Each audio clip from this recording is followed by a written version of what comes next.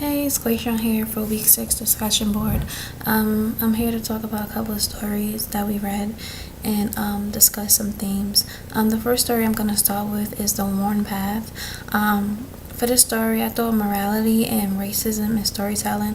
Racism wasn't clearly displayed openly in the story, but what points me in that direction was when Phoenix fell in a ditch and then a young man came and helped her. And the way that he put the gun in her face for her to be, black and elderly was extremely disrespectful. Back in that time in the South, I really disagree if he would have did it to a white elderly woman. So that's my conclusion on that, the racism. I'm sorry, the morality, not for this story. The storytelling was because she, through her whole journey, even though it was extremely difficult, she was, she was being positive about the whole thing. She was, talking to things. She was making jokes and she was making herself laugh. And way she, she didn't know it was a scarecrow, and the time when she was saying how no foxes or owls or beetles, jackrabbits or coons or wild animals, she's telling them to stay away from her, things like that. And when she got stuck in the thorn bush, she was saying, thorns, you doing your appointed work, never want to let folks pass, no sir. So it's like she was just extremely funny, extremely humorous, and she just had a positive attitude. Sorry, and even though it was a long journey, she just stayed positive. She, I don't think she had a clue why she was doing it. Her old mind, but she made it somehow. So that was my conclusion of the storytelling and racism I saw there.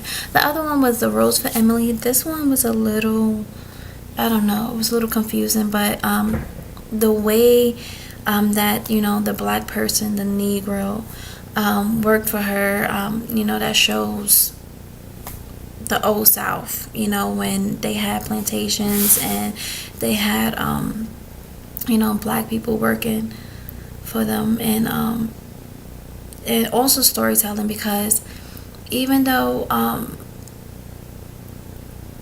the point of the story was from one of the city authorities, that handled the tax and everything, the town was always making a story, always assuming what she was doing, assuming why she never got married, why she never came out, what she was going to do with this, she was going to do with that. So it's like they had to be in her business. They had to know, even though they didn't, no way they could have, because they tried to talk to the black person. He never, said anything.